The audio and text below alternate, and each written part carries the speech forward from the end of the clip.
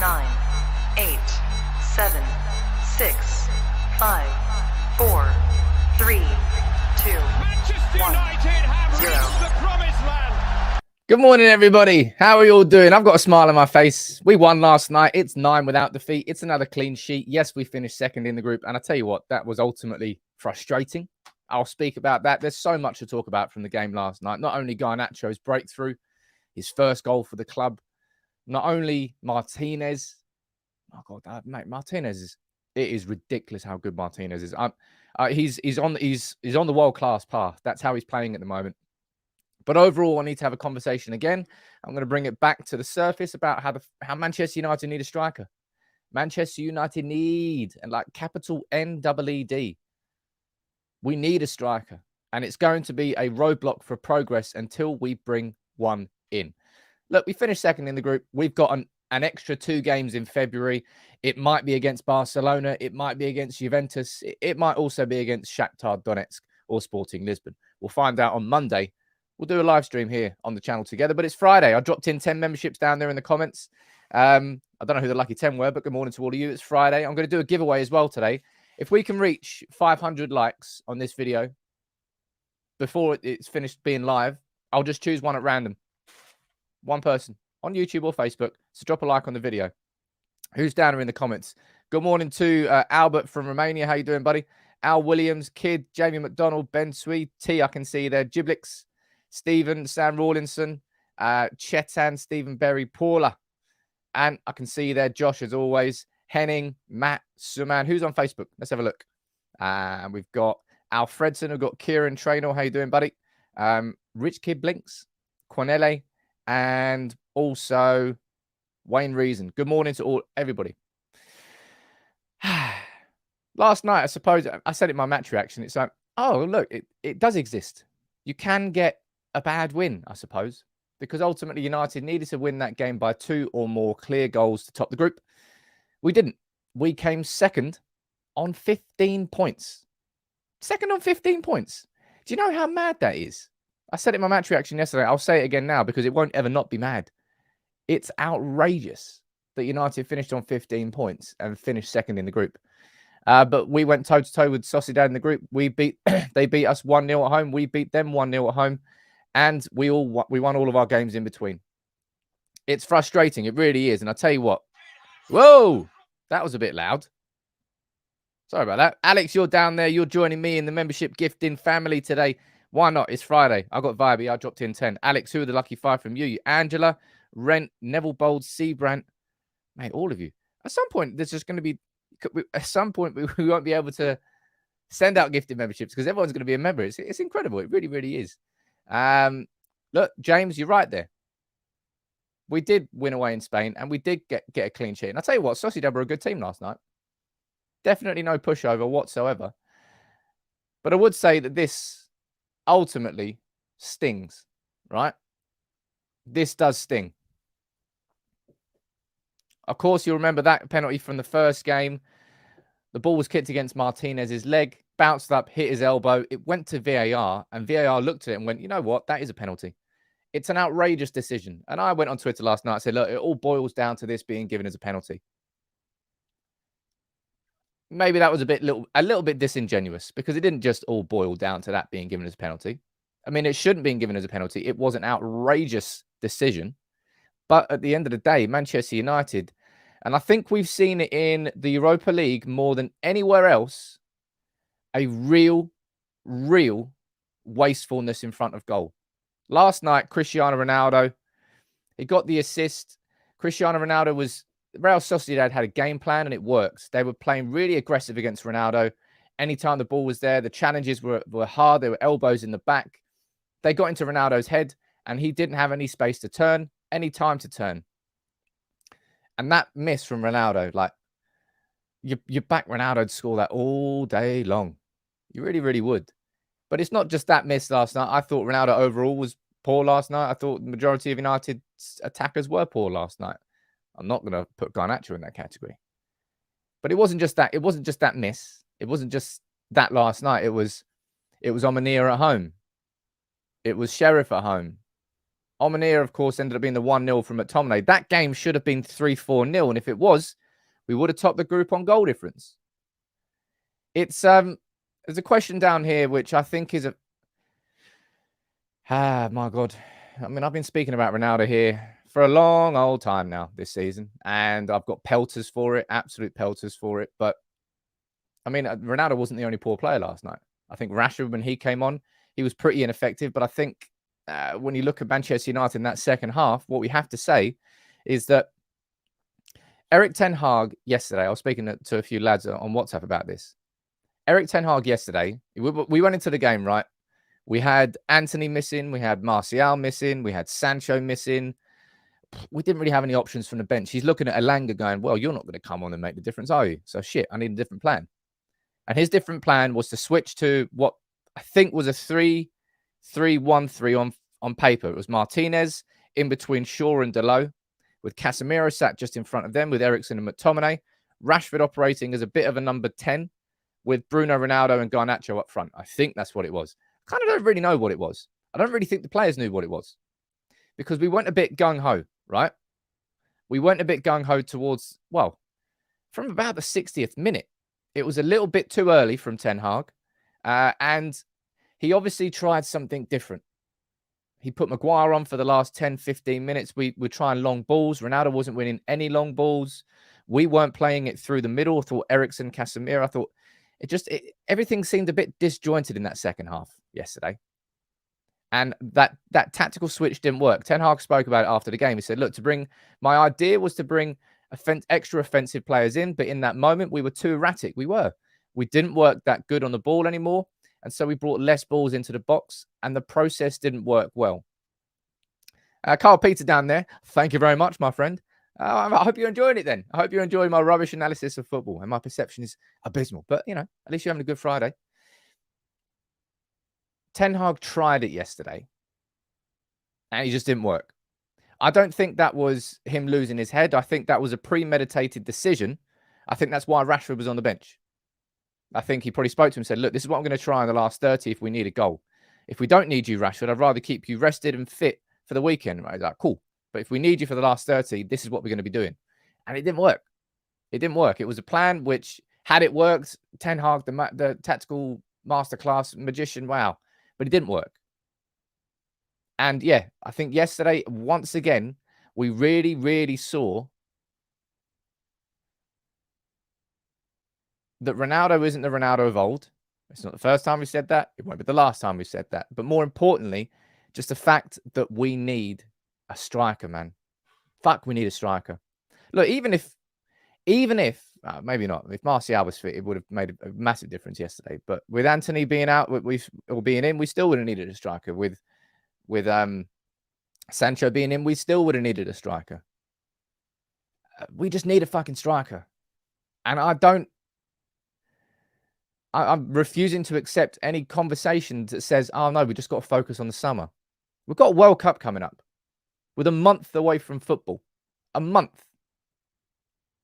That's like that's all the time in the world that this club needs to really focus on saying, right, okay, January is going to be coming up after this. Let's see who we can get, because there will be opportunities that emerge from the World Cup. There'll be 1, 2, 3, 4, maybe even 5 strikers, young attackers that we look at and go, you know what? That could be a smart signing for now. We have to go and do it. Now, does that depend on Man United shifting players in January? That might be the case. Wan-Bissaka should be leaving on loan. I'll be speaking about it a little bit later in the show, but you could see Facundo Pellistri going out on loan. But fact of the matter is, and this has been hurting us all season, the reason we finished second, as I said this on Twitter yesterday. I said it all boils down to that penalty. If I'm being more honest about it, the reason that we finished second in that group is because throughout the entire group stage, we haven't had a clinical finisher who's finishing the chances that we've created. Whether that would be Omanir or away. We won that 3-2. It could have and should have been far more than that. Again, another goal there, another 2 goals there. We would have topped the group on goal difference. Omanir at home. Sheriff at home. All the games, even Sociedad at home in the first game, we missed a clinical striker. And that has been the reason that we finished second in this Europa League group, because we did not have a clinical finisher. That is the ultimate truth. Although at the same time, as I said, that decision is just, it's just completely outrageous. It really is. Now, let me go down here and see what you're saying in the comments. Angela, saw this on WhatsApp as well. Masterclass from Ten Hag. I mean, what more of a message can you send than putting Harry Maguire up front with Cristiano Ronaldo when you need a goal to top a European group? Tardy is saying we need a striker that can hit the back of the net and doesn't care how much of the ball they have. Kind of a rarity, really, these days. That's why Haaland's a bit of a freak. He literally doesn't care if he touches the ball like 6 times in the game, if 2 of those touches are goals. That's it. That's right. That's all I need to do. He doesn't really care about being involved. And I know I'm not going to pick on Ronaldo here, but it's just I've seen it a lot with Ronaldo. Is he loves dropping deep when he's out of the game and he's isolated. He doesn't really like that. He likes to drop deep and be involved in the build-up. Chris, thank you very much, buddy. I wouldn't be averse to doing a show with them. I've not really spoken with them much at all. No one really does. But I don't mean that in a horrible way. It's just, as I've always said, when it comes to collaborations, I've always avoided doing them. I like to do things my own way here on United People's TV. Not in a dictatorship sort of way, but I like to craft my own path. And that's what I've been doing the whole time. John, you're saying, what did I say about Garnacho? Well, you're not the only one. And Ronaldo is losing it a little bit. And you're saying, I hate to say it, but it feels like we're playing with 10 men for large periods of time now. Yeah. I mean, come on. It's if the writing's not on the wall for you now with Ronaldo, then I don't think it ever will be. And I don't think we can ever really honestly have a true and open conversation about Ronaldo in this Manchester United team. I said it yesterday before the game. I said it in my live yesterday. I said, look, this is your time, Ronaldo, man. I said, look, bury all the shit that's happened. Let's ignore it all. We need goals. You're in a team. Let's go and smash it. And that finish, just Ronaldo last year bags that. Ronaldo that isn't like pent up with frustration bags that. But that is not Ronaldo at this moment in time. And he needs goals, but he had a goal. He got one against Sheriff at home, and that didn't change much. It's I don't really know what to say about Ronaldo anymore. I really, really don't. But we don't really have much in terms of alternative at the moment. Martial, I mean, would he be fit to face Villa? He might be fit to face Villa. I hope he will be. And Rashford's not a striker, and we don't really have any other players. Now, this, as I said, I know it is. I absolutely know it's a joke. I said that. I've spoken about that penalty decision. I spoke about, Martinez, by the way. I'm pretty sure that Martinez now misses the first knockout game that comes in February because of that yellow card he got last night. After he put in a cracking tackle and he got absolutely walloped by the Sociedad player, I think Martinez misses that game, that first leg, because of that. So if we draw Barcelona, for example, and we're away, I don't know if we're home or away. I think we're seeded. So I think seeded means you play home second leg. But look, Stephen, this is true enough. We didn't create anywhere near enough last night. We did not. And that's why you needed your clinical strikers and attackers to come in, because when you don't create that many chances, you need them to take it. And I tell you what, as I said, I'm not coming here with a swathe of negativity. I'm saying that the presenting the facts to you, it's obvious. It's painfully obvious that the striker is the priority of this team, man. Yes, we need depth at right back. Yes, we need another central midfielder, probably for more depth too. I thought Eriksen looked, one sec, bit hot in here. I thought Eriksen looked a bit tired yesterday. We need a striker first and foremost. Lots of you going down there and you're saying, yes, Sam, you're correct. Martinez does miss that game. Now that is a problem. Now let's find out. I mean, Varane might come back after the World Cup, be absolutely stonking. It'll be Varane and Lindelof for one game. It won't be too much of an issue. But I don't want to think about this team without Lisandro Martinez in. Dylan, thank you very much for the super stick. I don't know what they mean, but I'm sure it's good. We also need to discuss that, yeah, we are overplaying Eriksen. Everybody knows we're overplaying Eriksen. That's why Eriksen looked tired yesterday. He did look tired. And that's why we need another Eriksen type player. That's you could argue is the second. No, I would argue an alternative to Dalot is more important, because trust me, if or when Dalot, and I think it's probably a case of when Dalot gets injured or when Dalot has to have a rest. He started every bloody game and he's about to go to the World Cup. No one's that fit. Maybe he is. I don't know. Buddy's saying, Sam, legend, if you had to buy, how would you get? Well, I'd spend money buying one. I would absolutely spend money buying one. I have no idea who I get, though. Lots of you are asking about Donny van der Beek. I will be speaking about Donny van der Beek a little bit later in the show, but I've got to be speaking about this lad now. Alejandro Garnacho, if we're looking at the biggest positive from yesterday, it's him just, he's in the first team squad now. That game against Sheriff at Old Trafford, it was a man of the match performance, but it wasn't a game after which I would have reasonably suggested that Garnacho should go straight into the starting 11 to face West Ham. I can reasonably suggest now, after that game last night, that Garnacho could be in the starting 11 to face Villa. And this will, of course, depend probably on Martial's fitness, because if Martial's fit, Rashford plays on the left and then Garnacho on the bench, because Garnacho won't play on the right-hand side. But if Martial's not fit, you could well see Rashford through the middle and you could see Garnacho on the left-hand side. But, I mean, what a stat this is. Honestly, it's one of the best stats I've seen all season. Alejandro Garnacho became our youngest ever non-English goal scorer in major European football, overtaking a record set by George Best back in 1964. That is just a stunning, stunning stat for a player who, and as I said, he's got that star quality. There is a big difference between players who come through academies and players who come through academies and they're stars. Stars are people who thrive in the spotlight. When all the lights are off and there's one spotlight on that person, that their talent shines. A lot of people would find that situation daunting. Pressure. Shit, what if I get it wrong? That's not what stars do. And that's the difference maker between someone like Alejandro Garnacho and someone like Anthony Elanga, who I think is a decent squad player. And I don't think he'll ever have that star quality. McTominay, I would put him inside that category as well. But Garnacho, different gravy. Absolutely different gravy. Erik Ten Hag spoke about him after the game. And he said this. He goes, I hope he can continue. He can keep the process going. He was a threat. He scored a goal. He was reliable when defending. If he can keep this going, then I am really happy. Josh, you're saying Garnacho is breathing saintly air. I hope it doesn't go to his head. Of course, that is a big danger with any teenager who's breaking through, any 18-year-old.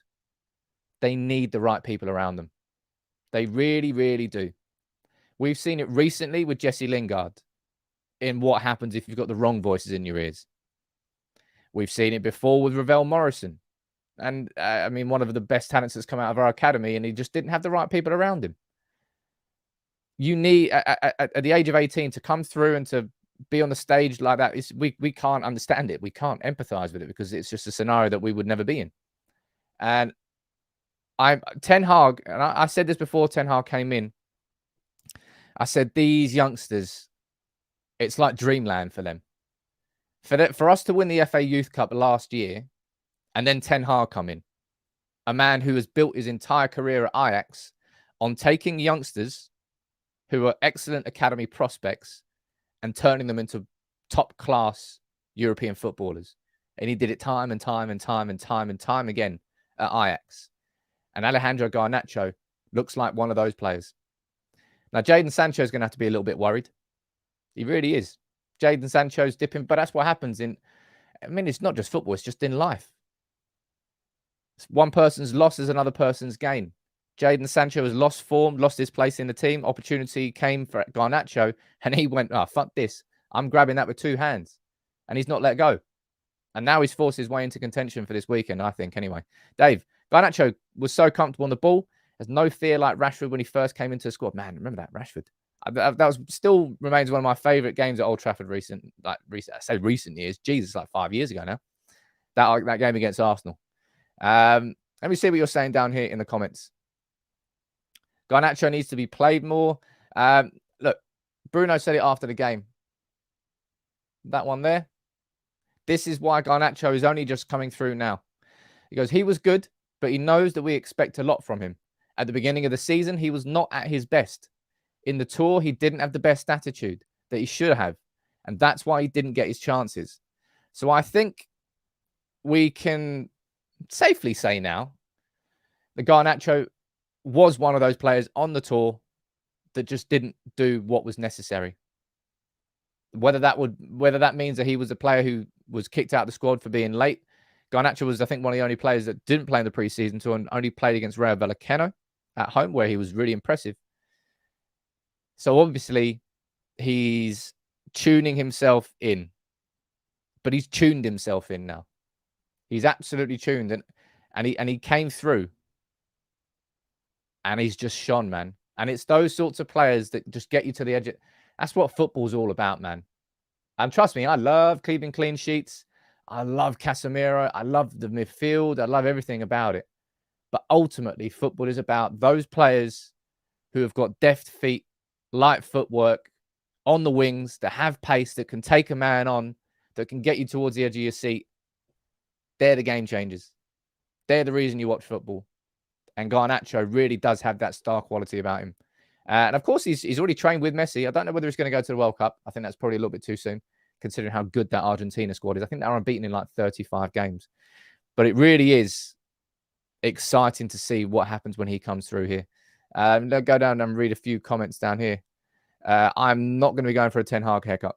No, this is as short as I'm going. That's pretty short. I can't even grow a full beard like that. If I could, I would. Can we try and play like... No, let's not be crazy. No. I don't think we'll be playing him there. Keep him on the left wing. Why are you going to move him to the middle? He plays on the left wing. He's played on the left wing the whole time. That's his spot. What was Sancho's position in Dortmund, says Sianda? Sancho played on the left wing, right wing. He kind of switched in between. Sancho could technically play on the right wing if Anthony's still missing. We don't know what's going to happen. I suppose we'll find out. Actually, I'm not sure we will get a press conference this week because Man United has stayed in Sociedad last night. So they're flying back today after training. And today is typically when you would get the pre-match press conference. So either there is a press conference that happened after the Europa game, but I don't think that would happen because it's out in Spain. I don't know. I actually don't know what's going to happen with that. But Ten Hag wants him to keep going through, to keep this form going. And Manchester United are going to make sure to try and get him tied down to a new long-term contract. Fabrizio Romano tweeting last night saying, look, Manchester United will be pushing for that contract extension to get done in the next few months. A long-term deal has been discussed.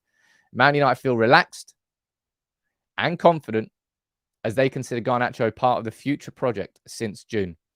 And I like to think that Garnacho will be pretty happy with what's happened. He might not have been happy that he's had to wait until November for this real opportunity to come, but the opportunity is there. The team, he can't complain really with the team playing as well as we're playing, that it's taken that long for him to come into the team. But he's in the team now. He's in the squad now. And as I said, there's a conversation to be had about whether or not he starts against West Ham. That's why I think so anyway. And as I said as well, that stat there is just absolutely fantastic. Really, really was fantastic for him to get that. Speaking about fantastic.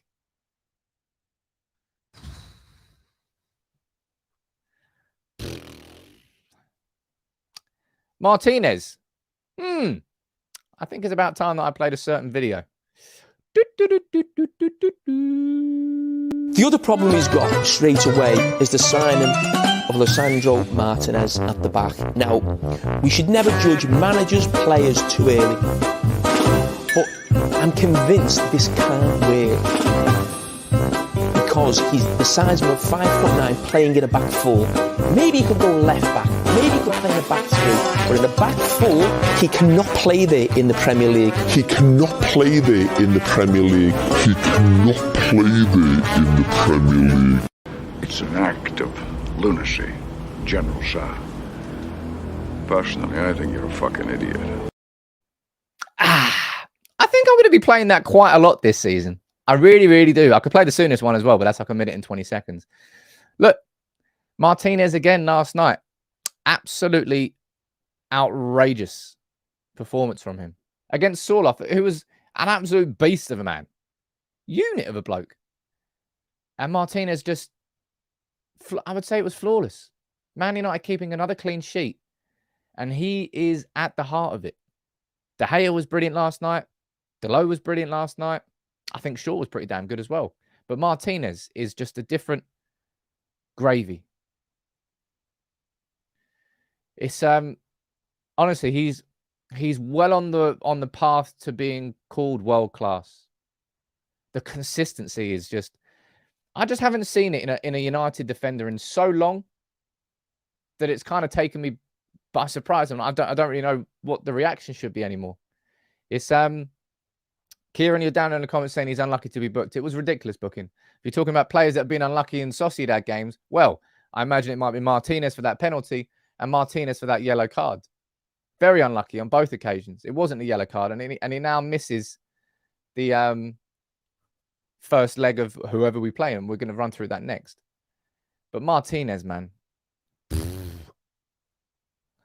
he's just setting something different. As I said, I think that's 7 clean sheets in 8 of United's in the last 8 United games. I think thereabouts. It's on a different level altogether. It's unbelievable. And as it's Friday, by the way, I'm going to do a giveaway. So all we got to do is get to 500 likes on this video before the stream finishes, and I'll do a giveaway. What are we on at the moment? I don't know. Let's have a look. We're on 350, so I think we're going to make it. Live chat. I should keep it on my phone, by the way, because I can't do that. Yeah, we will be doing ratings. We're going to be doing ratings. We're going to be doing, speaking about Donny van der Beek soon. Alex, it can be whatever size you want it to be. I'll order you a new one. I'll just keep this one here. Mate, he is better looking version of Steve Bruce. He is a cheat code. I don't know what he is. Paul, I do think that the term world class is something that does get banded around very, very quickly and very easily. But Martinez, wow. It really is just it's yeah. I completely agree. I completely agree that Martinez is playing like a future captain. And I hate to take this sort of in a massive U-turn in terms of the conversation, really, but I think we've got to have a conversation about Donny van der Beek yesterday. Now, before we dive into this is what Erik ten Hag said he expected and wanted of Donny van der Beek after putting him in the starting 11. He goes, why have I selected Donny? He's back from injury, and we also have some problems on the front line. So this is his moment. He has to take this moment. I know he can do it. From the number 10 position, he can be dangerous, playing between the lines, getting behind and a good counter press. So I want to see that. Erik, I wanted to see that as well. And I saw absolutely none of it. Donny van der Beek yesterday was an absolute ghost. It's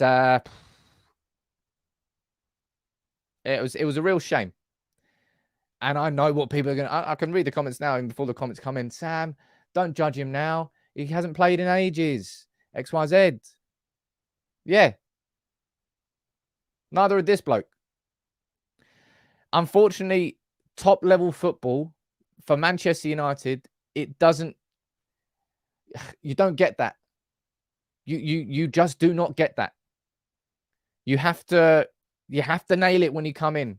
Ten Hag's words, not mine. Let's read this again. It's really important. This is his moment. He has to take this moment. Donny van der Beek did not take his moment yesterday. Far from it. So I don't think we should really be having a conversation about whether Donny van der Beek comes in this weekend for Bruno Fernandes. I think you're probably looking elsewhere now. I imagine Erik ten Hag is going to be doing the same. Ten Hag wants him to... Of course Ten Hag wants him to succeed. He had him at Ajax. But I'm not going to be... Well, look, you can have your own opinions. Of course you are. Everyone's entitled to their opinions. But I'm not going to be having too many conversations about Donny being in the team this weekend. Alex, you're saying, have you seen Ten Hag's words after the game? He said he was happy with his performance. I think Ten Hag is very much playing the nice manager there. I don't think he was happy with that performance. Come on. He couldn't have been happy with that performance. Sam. Well, that's a great name. Twice as good as mine. Well, you've gifted 5 memberships down there. Thank you very much, dude. Connor Bradley, Julius Lim, Simon Riley, Min Hine, and Connor Maxwell. You are the lucky 5 there. Look at that. Dons. Another Don. Sam. Who's Sam? Right there. So good to know. It's so nice you had to name it twice, as Levi Roods might say. Dave Maguire, David, you're saying Donny van de Beek didn't seem interested last. I wouldn't say it's not. I wouldn't say it's the fact that he didn't seem interested. The game was just played around him. We moved Bruno Fernandes out of position to accommodate him, but at the same time, we didn't really have any right wingers. So I think Bruno Fernandes was just pulled aside by Ten Hag and said, "Look, can you do a job for the team tonight? Can you play right wing?" And he did that. And I thought Bruno Fernandes was pretty decent in that position last night. Wow, ish. Still pretty wasteful overall, but that's kind of part of Bruno Fernandes's games. But Jibak, you're saying I've made a lot of excuses for Van der Beek, but if he can't succeed in the Ten Hag system, I doubt he will be successful at the top level with any other manager. Man, Julius, you're saying thank you very much for the membership, but Jibak, yeah, man, I can't really argue for Donny anymore. I can't. But Bruno's injured, so that if he's going to get an opportunity, it's probably going to be now. Not injured, sorry, Bruno suspended. But that was it was like a ghostly performance from Van der Beek. And I've had this argument with people. Sam, you just don't watch his game. Donny van der Beek is all about creating space for others. Well, fuck, if you looked at our position, if you looked at our game last night, there was nobody who operated in that number 10 position. Nobody. It was empty. We didn't really have anyone to play through. And Donny van der Beek, he needed to take his chance yesterday. And my word, he did not take that chance. Paul, I imagine this is probably most likely. I think what you're most likely to see is Eriksen.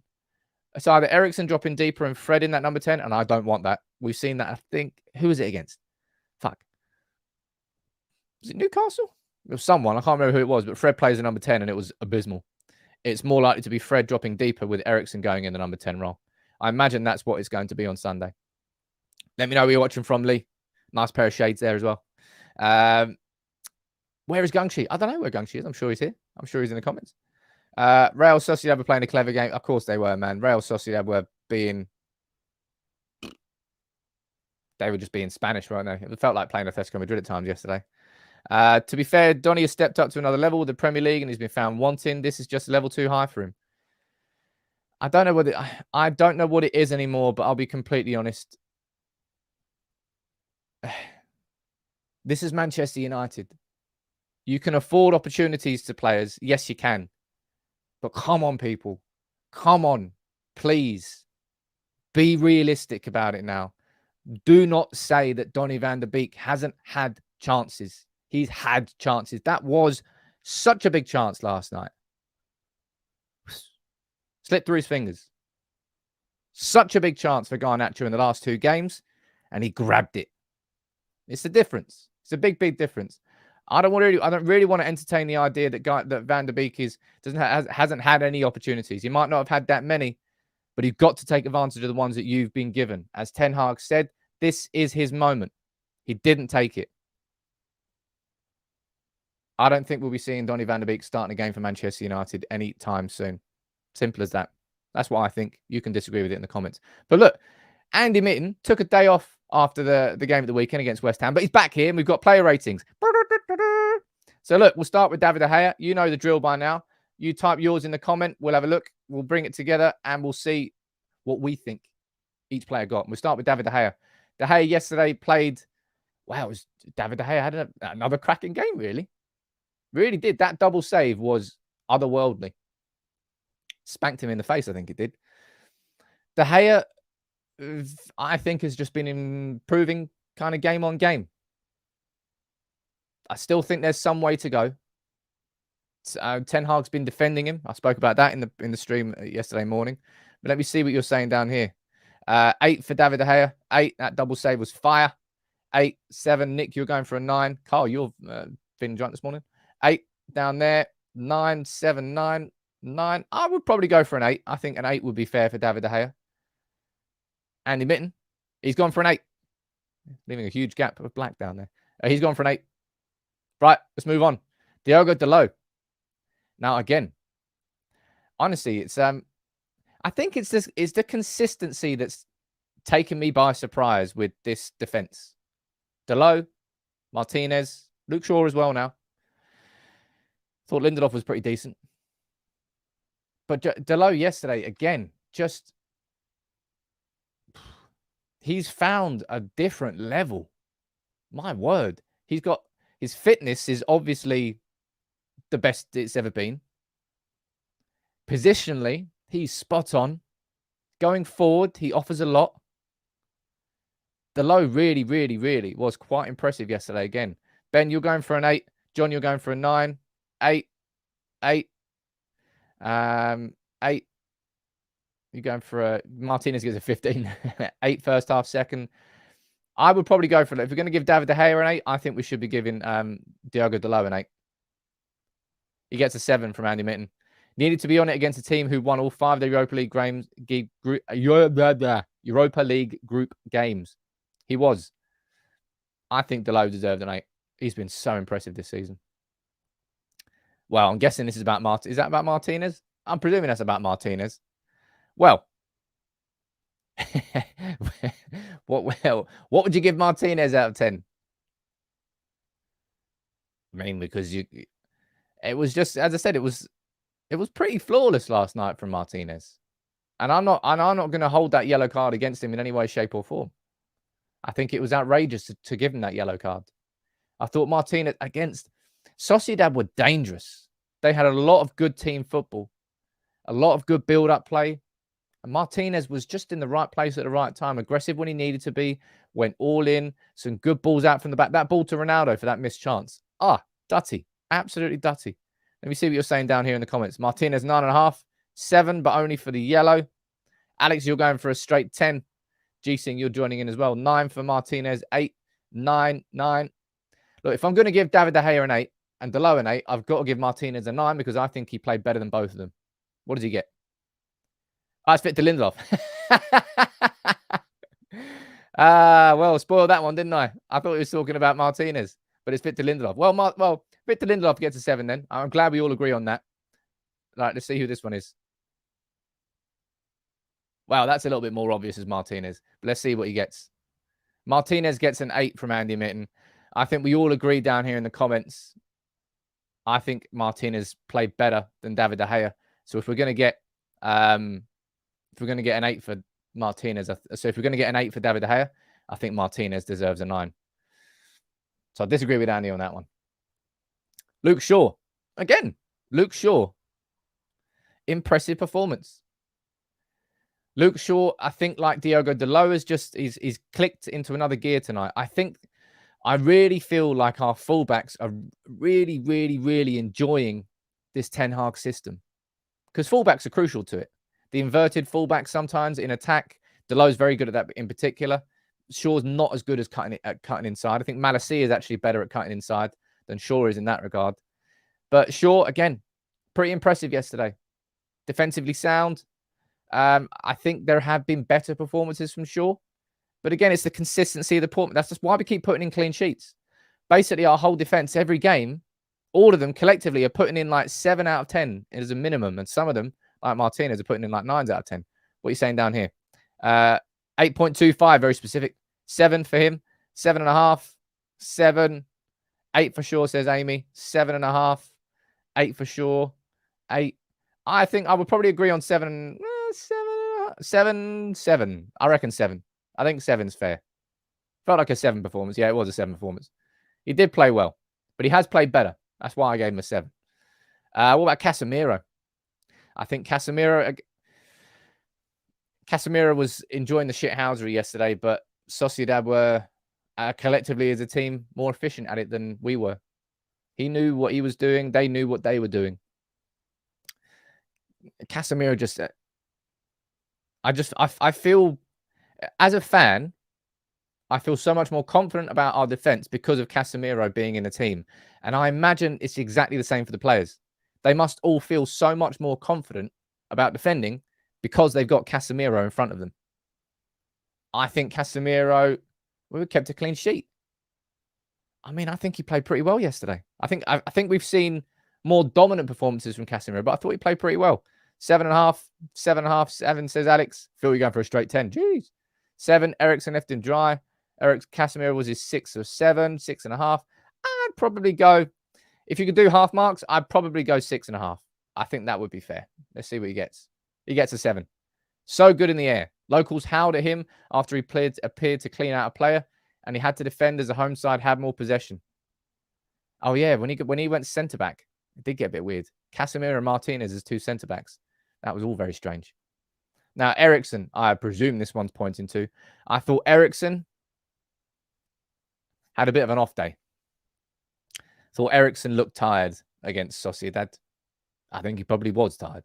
He's just been played game after game after game after game, which none of us expected this season. But yeah, Eriksen, I'll probably give him a 6. Personally, I would give him a 6. I think he looked. Alex, you're down there. He did look knackered. He did. Mate, Andrew, you got to be strict. Got to be strict with the player ratings. Can't be throwing out 9s and 10s. 6, 6.5, 6.5, 6, 5, 5. 5 from Ant, 6, 7, 6. Majority of us agreeing on around about a 6. I think a 6 would be a fair mark for him. Yeah, you got a 6. I think Eriksen struggled to be prime Eriksen yesterday. I think the whole team kind of struggled going forward. Bruno Fernandes. Now, I don't think Bruno Fernandes is going to get much more than I don't know, maybe a 7. But I think Bruno Fernandes did a job yesterday for us as a team. We had nobody's playing the right wing. Erik ten Hag pulled him to the side and said, look, we've got no one to play there. Can you do a job for us there? Can you cover that spot? And Bruno was like, yeah, cool, I'll do it. And it was kind of a selfless performance in that sense. And he was involved in the goal. He won that header flick on to Ronaldo. That's what Bruno does a lot of the time. I think it was the same for West Ham. He had the 1-2 with Eriksen that led to the goal.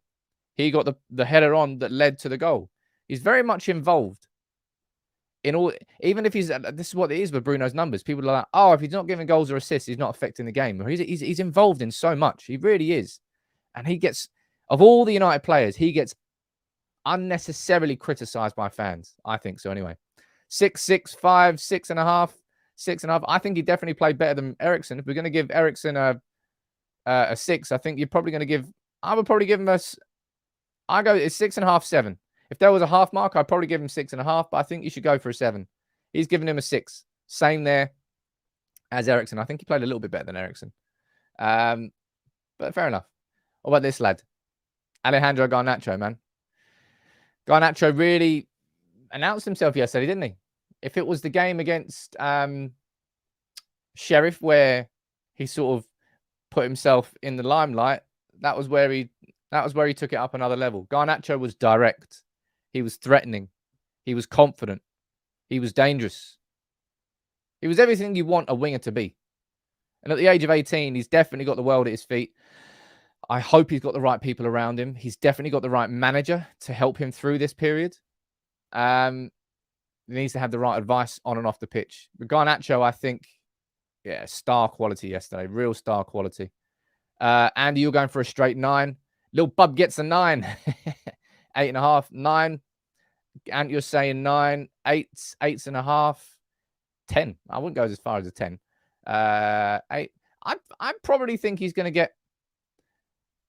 I mean, it's an 8. I would give an 8.5. If there were half marks, I'd give Garnacho an 8.5.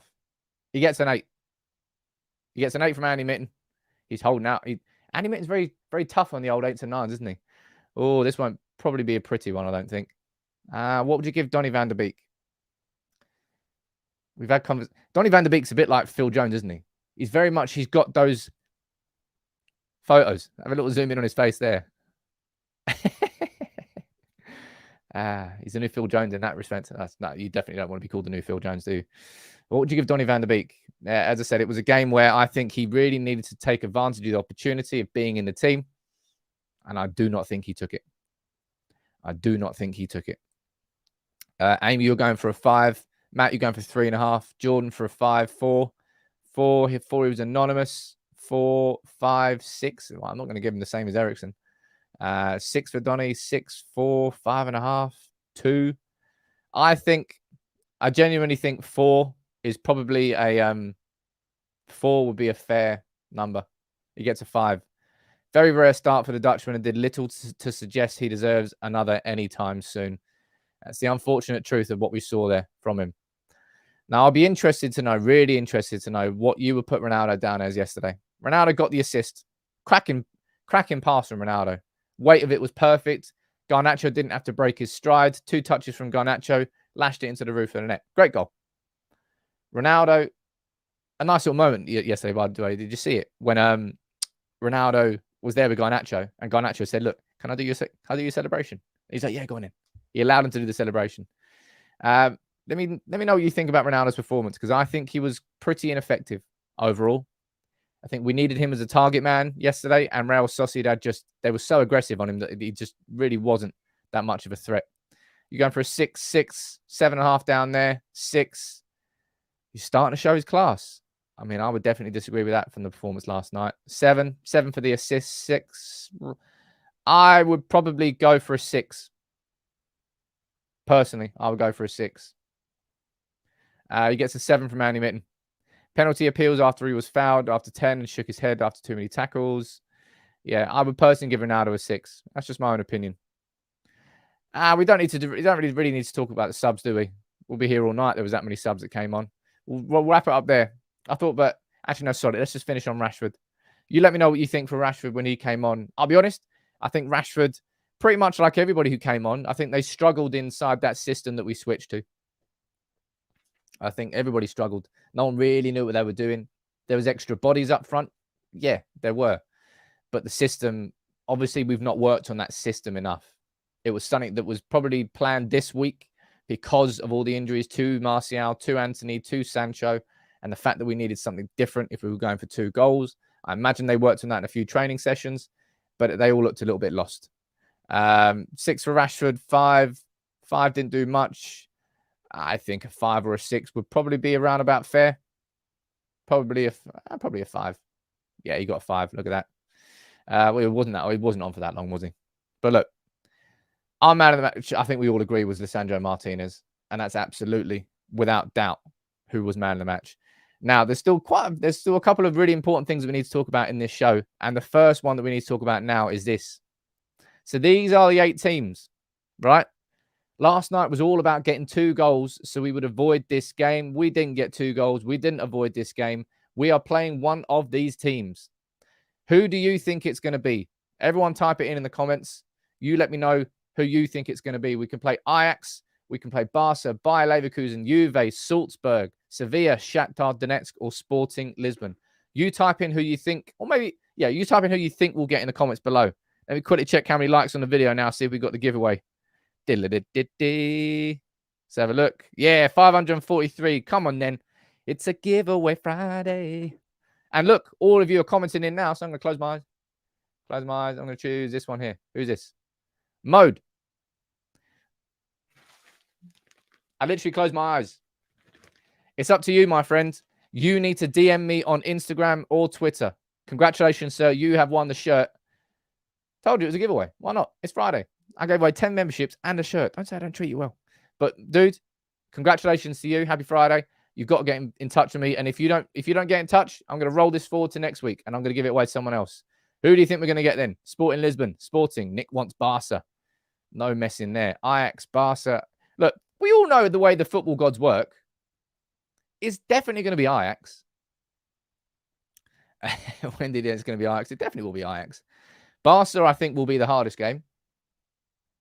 I think that kind of is a given. But I agree with all of you. I reckon it's going to be Ajax. Oh, look at that. That's what it is down here. Shakhtar, oh, look, we welcome all. Look. Barcelona with 24%. Ajax with 17%. Shakhtar Donetsk. Everybody wants Shakhtar Donetsk, apparently. They're all interesting ties. Of course, we know with the Ten Hag links with Ajax. And we've got Barcelona with Lewandowski. We've got Leverkusen with Xabi Alonso, I believe, as their coach. And also Jeremy Frimpong. Juve, well, it's Juve. Salzburg have got Sesko. Sevilla, I want it to be a Sevilla so I can go back to Sevilla in February. Come on, baby. The halcyon days of European aways. And it could happen again. 12.5% chance of going to Sevilla again in February. Come on. Not that I'm being selfish or anything. But it's going to be interesting, man. And speaking of the word interesting, that's a weird segue, but I'm going to do this now. There's a video I need to show you now that happened before the game yesterday outside the stadium when a United fan trying to take a Glazers out flag into the stadium. This happened. Right, you tell me why I'm not allowed that flagging. This is their rules, mate. What? Yeah, because what does it have on it? What does it You're not have? happy about this, then No, I don't give a fuck about the time, mate. What does it say on it? Ain't gonna happen, mate. What do you mean it's not? Because it says Glazers out on it, I'm not allowed that in the This is what stadium. they've said. The stadium rules are you can't. Right, so Manchester United has said I'm not allowed that flagging because it says Glazers out. This is the rules of the stadium. No. Right, so tell me, I'm not allowed that flagging, but everyone else is allowed their flagging. Why can't I have my flagging? That's why they don't want it. They don't want What it. did it say? It's anti-glazier. They don't want it in. They don't want So it they in. don't want anti-glazers in? Yeah. Right, so I can't take my flagging. It's Yeah. got anti-glazer stuff on it. That's what it That's says. all I need, mate. Well, there you go. Censorship at its finest. Now, this has been happening at Manchester United, Old Trafford, quite a few times. And I haven't done a video on it. I'm doing a video today. I'm going to do a video specifically on that one there from the Sociedad game. But I'm going to bring... I went on Twitter yesterday. If you've seen any videos of flags being taken down by stewards, send them to me. The more I can have as evidence to put in the video, the better. And I'm going to do one video sort of exposing the I seem to like that word quite a lot, exposing. It's fucking true. I need to expose it because this needs to be talked about in the wider press. This is Manchester United as a football club trying to censor. Look, we keep hearing about you can't do... There was 3 United fans who were in court yesterday for the Liverpool protest that happened on the pitch. All avoided jail sentences. But I think one lad got a 12 grand fine for damage to a camera. 2 of them got a 20-month suspended prison sentence. So if they go back to, if they get, I don't know, any other crime that they do in the next 2 years, they'll go straight into jail. But we're hearing that we can do peaceful protests, and now all of a sudden we can't do that either, and flags aren't allowed in stadiums. The protests are getting to the Glazers. They cannot stop it, and this is the difference between what's happened before and what's happening now, and why I've always supported what the 58 are doing, because it's a constant conversation every single week. Here at Real Sociedad away on 4th of November, it's a conversation again, and it needs to keep happening, and that's why I'm going to do that video this afternoon. It's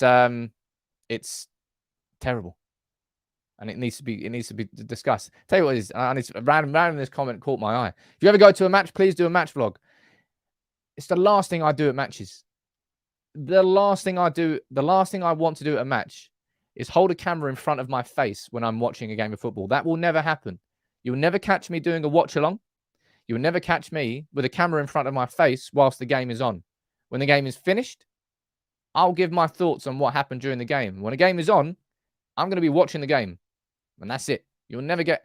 I've done a match vlog before, actually. I used to do them back in the day. Where is it? I think it was Sevilla, actually. I tried to do them before, and I just found it so uncomfortable. I'm shit at that. I'm so bad at it. There's certain people that are quite good at it. Nah, I'm not. I'd rather just do an analysis after the game. Geez, planes and banners. My God. I suppose they will be doing that again. But yeah, I have tried to do match vlogs before, and I find it so uncomfortable. I just don't like doing it. Angela, you got a bottle of champagne waiting for that. I've got a fridge and Barry waiting for that. Because I'm going to get him on top of that bus. We're going to do it anyway. We're going to do it anyway. We're going to do it anyway. We're going to do it anyway. Oh, sorry. You caught me singing there. Barry's come in. Jonathan, I know you'll be happy about that. Yes, Barry. Yes, Barry. There's something I quickly want to do before we finish the show, and it's going back to this conversation here about Lisandro Martinez, right? Because he's on a different level at the moment. And I want to say a shout out to Bet Victor for supporting United People's TV, because the conversation this week is around Martinez. So I want to quickly show you this video, and we'll have a quick chat about Martinez before we wrap it up. Yeah, so Jamie Carragher and all that were talking about how tall he was. Mate, Harry Kane's about 6'3" and didn't get a sniff when he was stood around Lisandro Martinez. Yeah, let's just look at him right now. Factually, he's currently the best centre-back in the Premier League, isn't he? Van Dijk's still having nightmares. And he's playing the mannequin challenge every week. Like, what's going on with him? Lisandro Martinez is just a man. He's the absolute man. Clean sheets galore for United. Varane disappears. He has to babysit Harry Maguire. Does it all. No worries. And he's only 5 foot. Isn't it? It kind of is babysitting Maguire a little bit. But look, I'll drop the link to the full video there. Make sure I've left a comment on there. If you can just do me a favor, just head over to that and just drop a like on the comment that I've left there. It will show the community is going over there and engaging. But Sarthak, you've just gifted 5 memberships into the community. What an absolute don. It is Friday. I need to get the map up. Don't worry about that. Jesus, a busy show today. Woo, we've had a giveaway. We've got that. We've got a map coming up. Make sure you drop a like. Don't worry, John. I haven't forgotten about the map just yet. But Martinez, it's just spectacular watching these pundits who clearly don't watch United try and have an opinion on United, embarrass themselves, and it just gets worse and worse and worse. And it does, a bit like that accent. Let's get the map up. Right, let's wrap it up here before the end of the show. You know the drill by now, everybody in the comments. I'm going to leave this open, not just for members. This is for everyone. Let me know where you're watching from. I'll add 3 of you onto the map because it's Friday. The last ones we've had added onto the map, we've got Aurora in USA. We've got Alton, Hampshire in the UK. We've got Yigo in Guam, St. Mary in Jamaica, Wiesbaden in Germany, and Dahab in Egypt. Look at that. All around the world. Awesome. Look at that. We've got, where is that gone? Alan watching from Chicago, Illinois. Is it Illinois? I think it's Illinois. I think it is. Might not be. Might be wrong. It's Chicago. There we go, sir. You're on the map. Who else we got down here? We've got Muklinosh watching from Yogyakarta in Indonesia. On you go, sir. Welcome aboard. Yogyakarta in Indonesia. Wicked. Thank you very much, dude. All around the world. We need more South American Reds up in here. Let's have a look down here in the comments. I always try and choose different places, by the way. Because there's so many people on the map now. Oh, look at that. Roland watching from Espoo in Finland. That's cool. Espoo in South Finland. I'm glad this map knows these places because I never heard of them. Finland. I'd like to go Scandinavia at some point. Let's get one more on. Why not?